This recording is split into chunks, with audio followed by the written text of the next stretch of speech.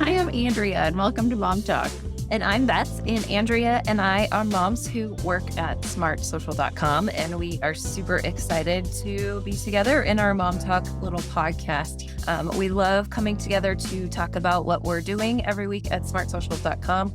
We have a lot of really great things going on, which is why we don't always get together as much as we would like on Mom Talk, but we've heard from a few of you that you love listening to us, so we're here. We're going to make it happen. We like sharing our stories with you guys, and we're just so excited that you're listening and following along with Smart Social for your families and for your communities. So, Beth, I know it's been crazy these last couple of months, starting school again and figuring out this work, life, school, family balance. What is going on with your all's family right now? Yeah, so just like you said, starting school is always a lot of different challenges, new things happening, and every year the kids get older, so there comes new responsibilities and new privileges. And over the summer, we started working on just kind of a dummy phone with my 12-year-old, almost 13-year-old, just talking about here's a device.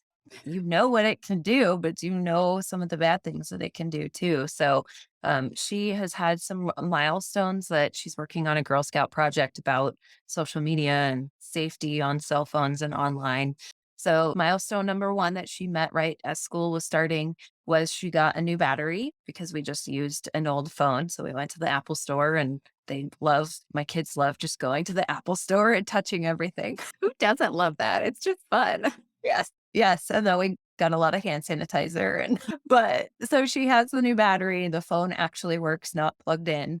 But it is only on Wi-Fi connection right now. So one of the big reasons she got it was because she started doing some little babysitting jobs in our neighborhood. And I mean, she's 2 streets away from me, but I still wanted a way for her to contact me.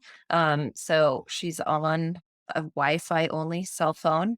On Friday, it was a big step because we went to an event at one of our schools early in the morning. I was volunteering with PTA. She wanted to take some pictures of the event. I needed my phone. So she took her phone to the event with us. And she and a friend decided to walk down the street to get to school, which was a huge help to me because I wasn't quite done with my PTA volunteer job to get her there.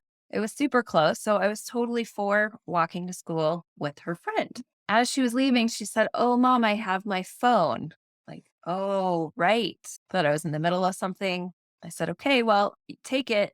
I'm going to be checking it tonight and we'll talk about it." So I felt so uneasy all day of knowing she was loose in the world with a phone. Not even a phone alone, mind you, just a phone that she could connect to internet on. And that was enough that all day I just felt off. Can she get on the school's Wi-Fi? Because I know our school is funny about who they let on their Wi-Fi. Yes, our district did start a guest Wi-Fi for all of our schools, which for my PTA work, that was great. That all morning I was on that thing. But yes, she logged into it. So one good thing came out of it that it was her first time walking to school. It was 2 blocks away within a neighborhood, and she was with a friend and every other middle schooler walking from that neighborhood at that time. So that was okay, but it was still kind of nerve-wracking the first time. So she texted me when she got there. So that was a great use of the phone. Yeah, I felt better with that, knowing that she got to school safe. definitely. That's awesome. Did you ask her to do that, or was she just so excited to probably use it that she was like, "Ooh, this she'll approve of. My mom will approve of this use." Yes. Yes, she did. And then she texted me as she was leaving school, which she rode the bus home as normal. So I really didn't need that text. Like, just, "I'll see you when you get home." Oh, that's good though. Good job. So that night we went through her screen time report. Okay. And she had it out. So the school's rule is that the phones have to be in the locker. They're not even supposed to be in their backpacks with them. They're supposed to be in the locker. Oh, So at some point during the class day, she was on it, and she doesn't really have apps. She has a text messaging app, and she has a calculator, and she has Google Calendar, and she has Google Chrome. So Google Chrome is what she was spending her time on, which that's what she does at home too, is she just endlessly searches. yep. Yeah.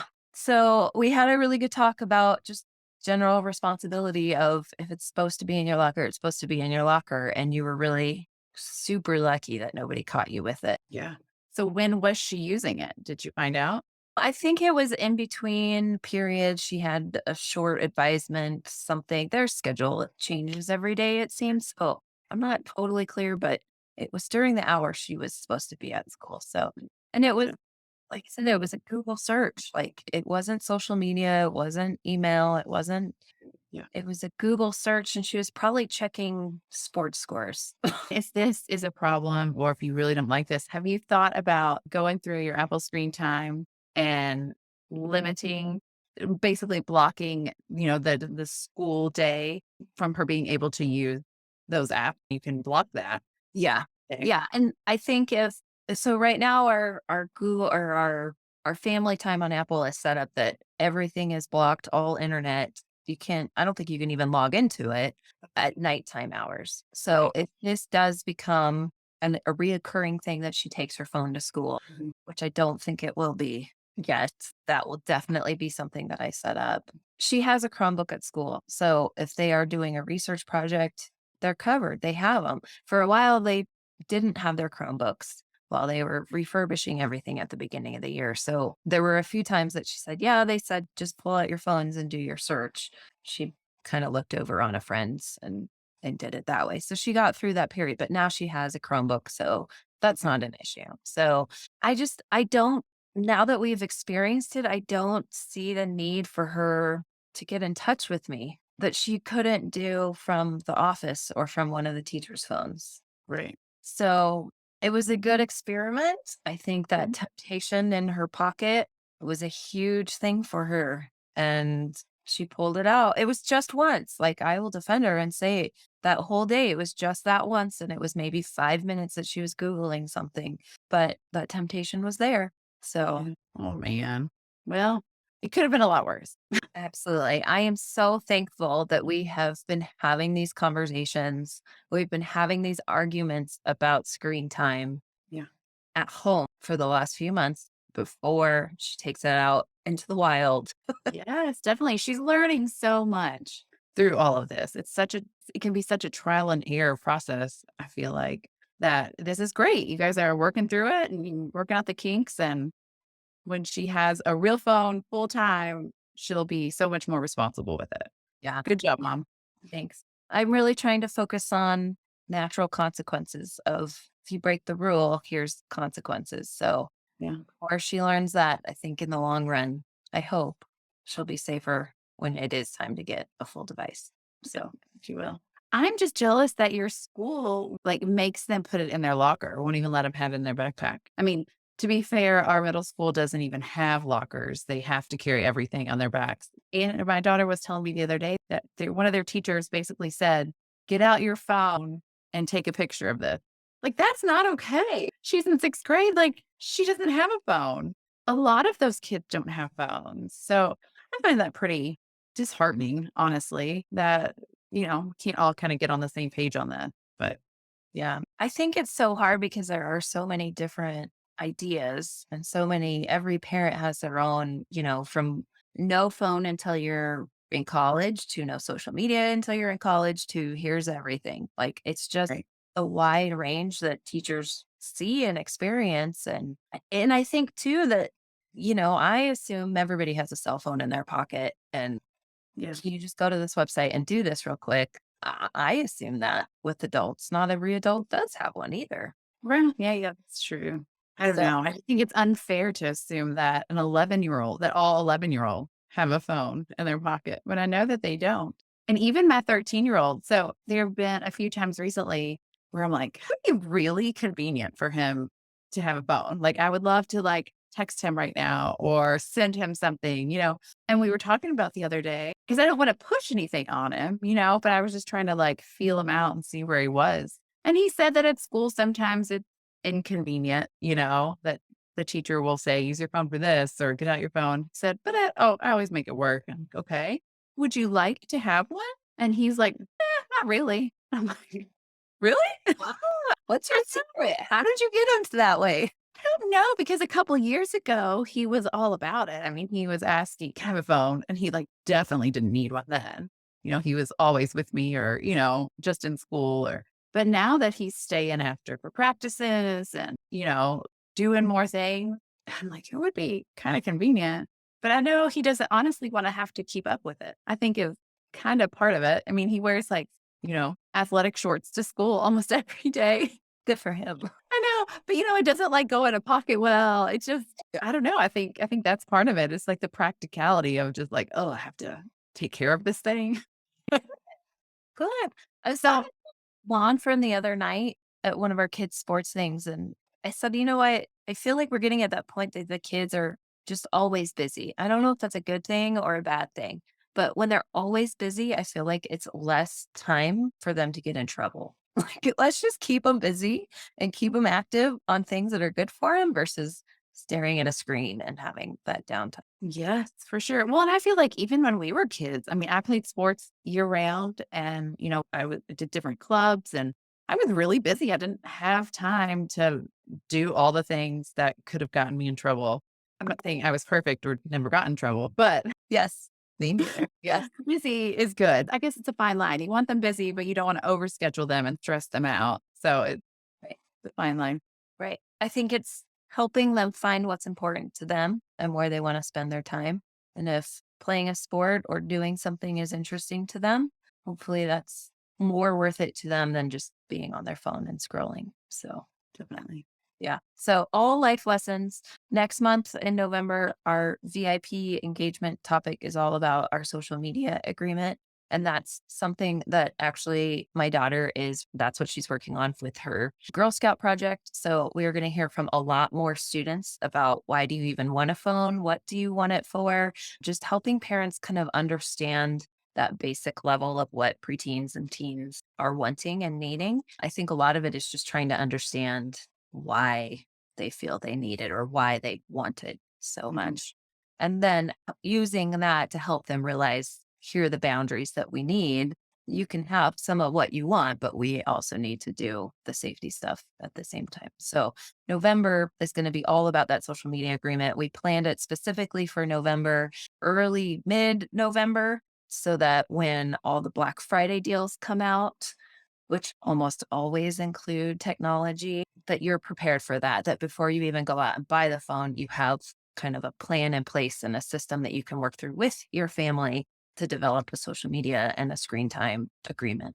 I think the best thing about the screen time agreement is that it actually makes you, as a parent, it gives you topics that you probably hadn't even thought about. To think about when you're talking with your child, you kind of assume that, like an adult, they would know things, right? But they don't on so many of these things, and they need to have these conversations, and these expectations need to be set before they start, or maybe it's even after they get it, but they do need to happen and take place. So Right. I think one of the best things about the agreement to me. Yeah. I think a big challenge in life is just that we don't know what we don't know. And especially for a teenage mind that believes they know everything.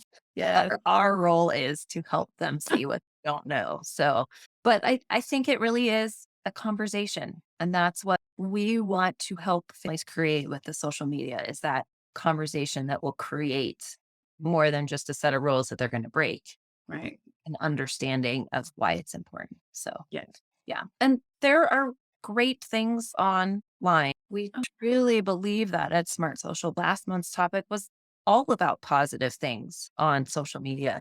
Even Snapchat. A lot of students are using Snapchat to keep in touch with their clubs and their friends. So, like I said, if we keep our kids busy, but yet that's how they communicate, well, there it is sneaking in. And that's okay to an extent. We just have to help our students see those positives and see what they can do to make that something good in their lives. definitely. So, one of the things that we've been doing a lot recently is listening to more students over the last probably 6 months. I think all of our big new resources have included videos of students talking to us, to parents, to teachers, the various topics that we've covered every month. And we've heard a lot of feedback from especially teachers and principals that it's really great just to hear what's going on with students and why they think what they're thinking. One of the ways that we are gathering those student responses is through our student social media internship. And every month or so, we have a brand new topic. So we guide them through. It could be as little as 2 hours that they spend doing this social media internship, but we guide them through a list of questions. We ask them to go talk to their friends. So it's not just one student saying this is what everybody is doing. They're going and talking to their friends about these topics. And then we're asking them to fill out a really simple Google survey about what they talked about with their friends about the questions of the month. And then we talk to them and we record with them, just like you and I record on our podcasts. And we try to make it a really good conversation that we can then put together with other student videos and other student comments, and then put it all together in one video for parents, for teachers, but also for other students to see. We say that these are part of our student friendly videos that can be shown in the classroom because students listen to students. Our student social media internship is a great opportunity for students to do something for, again, a positive light online, but also contributing either volunteer hours if they need that for a school or a project, or if this is something they're passionate about, just doing something good that helps other people. If you have a student that's interested in participating in a social media internship, just go to smartsocial.com and search for internships, and that will come up as one of the top results there for you to find exactly what the internships entail and how to apply, or how to ask us questions if you're looking for more information. Yeah, I think these are really adding so much to our resources, is getting those student voices. It's really great to hear how insightful these students can be on these different topics and just in a different, they come at it from a different angle than we come at it as adults. And it's really refreshing to hear. Yeah, we have learned so much. I have learned so much listening to those students and the interviews, talking with some of them. We have a list of standard questions, but then in almost every interview I've done, they say something, and my response is, "I never thought of it that way. Let's talk about this more." Like we kind of derail ourselves and go that way, but I think just the more that we can take those lessons of "I never thought of it that way, let's learn more about that," the more we're just going to be able to understand what our students are going through and how we can help them. Yeah. And it's also just a great example of how having that conversation with your own students at home can really get you all on the same page and try to figure out what they're using this for and why they want it. And just conversation is really the best way to figure that out. Right. Which with a preteen or a teen is not the easiest thing in our lives. Not We'll get there. All right. Let's take a quick break and hear from Josh. And then you and I will come back and talk about what we are working on this week. You're listening to the SmartSocial.com podcast. Each week, we help parents and educators keep students safe on social media so they can someday shine online. Make sure you join our newsletter to get the most up-to-date social media alerts at smartsocial.com/newsletter. Every Tuesday and Thursday, we send out the latest social media app resources that help parents and educators to navigate this challenging landscape with their students. Now let's get to the program. Alrighty, Andrea. So one of the things that our newsletter subscribers will be seeing is about the Saturn-Time Together. It's an app and a website. Mhm. You did the research on it. We've heard from a couple of different students that they're using this, which is why we finally did a whole app guide for parents, teachers, and students. So will you share with us about what you learned about Saturn? Yes. Okay. So, yes, we heard this from one of our student interns. He was talking about the different social media apps he likes to use. And he mentioned the Saturn app. And we were kind of like, what is this? And so I've dug into it and figured it out as much as I can. And it seems like an actual really useful and cool app for students to use. And I would say fairly safe for the parents' perspective. I think it's pretty safe. So it is not affiliated with any particular school, but you kind of have to get with your school or get enough people in your school who want to use the app because you sign up for it under your school email address so that they can put everybody in the same school group because only people in your school group can communicate back and forth. So nobody on the outside is getting in or able to communicate with your student in this app or the website, which is, I think, great. And they hire, I guess, student volunteers, student ambassadors from the different schools, and they kind of help with the scheduling, like with giving the information about the school and the different schedules and activities to Saturn so that they can help create accurate schedules.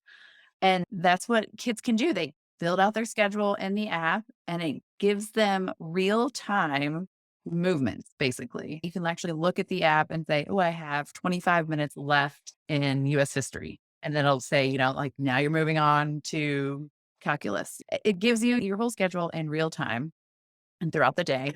And then you can link it up with the other students or your other friends, classmates in the school and see what their schedules are. So if you're wondering what class is my best friend in now, or when will I've got to talk to them about something, where will I be able to meet up with them? You can look and figure out where they are throughout the day and meet up with them. But then also you have group chats within the different classes. So everybody in your calculus class gets put into a group chat and you can chat back and forth, ask questions about what's for homework or when's the test. And you can communicate that way, which is, I think, really helpful as well. And if your student wants to use scheduling, but doesn't want the opportunity to chat back and forth or have anybody else see their schedule, because, maybe they don't want that, which is perfectly acceptable. There is a way to make it private and then accept only certain people. So you could say, okay, well, I want my best friend to know my schedule or my boyfriend, but not everyone who is in the school would be able to see it. So there's a way to do that, which I think is pretty smart as well. Yeah. Then you can get sports information and clubs information all within the app as well. So it's really designed to help them schedule and manage their really busy lives because high schoolers are busy, not even just the school part and the class schedule. It's everything else that they are involved in and doing. It's starting to move across the country and gain more popularity in schools. And I think it's going to keep going that way, it seems like. That's awesome. So, two things came to mind is we rated it in the Smart Social green zone, but I will say that that is right now very cautionary to see how it actually unfolds. I think all these apps that come out to help students, predators look into them and they know that's where students are, so they find ways around the rules. So, we will continue to watch this and see if there are instances of people other than students getting on the app and misusing it. So, it's in the green zone right now because it seems like the way it's set up is protecting our students within the school and having to register with that school email address. But we will see.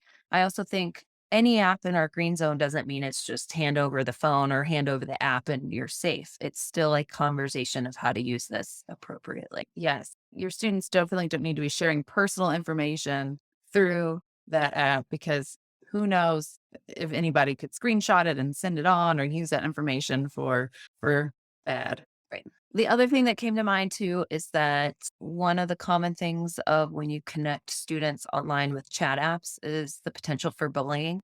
So again, another conversation that if teachers are thinking of promoting this as a way for their students to keep in contact in the class, having that conversation at every level, I could absolutely see that calculus teacher having conversation about digital citizenship, that you need to be good to each other. It's not a math topic, but it's just a topic that our kids need to be reminded of as often as we can. So there's lots of potential areas that could go into a yellow zone, maybe a red zone, depending on how the app works. But right now, from what we saw from parents, the view of the app, this looks like a pretty good app to help teach kids some of those social skills. So, yeah, awesome. Cool. Thank you for doing that review. Parents, if you have an app that your students are asking for, or teachers, if there is something that you want to help your students navigate more safely, if you've seen them bullying or coming across inappropriate things in apps that they're working on that you thought were very safe in your classroom, reach out and let us know. We love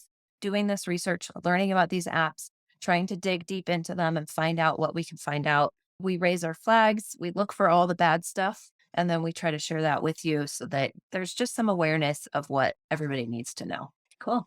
And then one last plug is that teachers or parents, if you are watching or listening to this podcast and want to learn about how to bring SmartSocial to your school, we do offer school partnerships that we can deliver all of our digital citizenship curriculum directly to your parents. We are including even more student resources now. So there's lots of things that teachers are showing in the classroom and activities that we're guiding you through. So just reach out, have your principal or your superintendents go to smartsocial.com/partner, and they can sign up to get more information, set up a live call with one of our team members that will walk them through kind of the big problems that we know are out there and show you exactly what our resources can do to help you get the information out there and start those discussions in your school. Okay, I think that is it for us for this week. So hopefully Andrea and I will be back again. Ashley is still with us, so she's kind of behind the scenes, but any combination of the three of us will hopefully be back sooner than later. That's right. It's been fun doing this. We haven't done this in a while. It's good. I agree. All right, let's get back to work. We'll go research some more. Right. Sounds good. Thanks. All right. Bye. Bye. Thank you for listening to the SmartSocial.com podcast with this week's topics from Beth and Andrea. If you enjoyed the Mom Talk discussion that we had today about all things social media from a mom's perspective, we invite you to join the SmartSocial.com VIP program. As a very informed parent VIP member, you will learn about the dangers and benefits of social media for your kids and get tips every week to keep your family safe online, and most importantly, to teach your students how to shine online. We have over 130 detailed app guides that cover apps like TikTok, Snapchat, Instagram, and 100 plus apps you might not have heard of, but your students may have visited or downloaded. Find out more and join today at smartsocial.com/VIP. Please remember to rate, subscribe, and review so we can continue to help more parents and educators just like you. I'm your host, Josh Oakes. As always, remember to keep it light, bright, and polite. We'll see you on the next episode. Have a great day.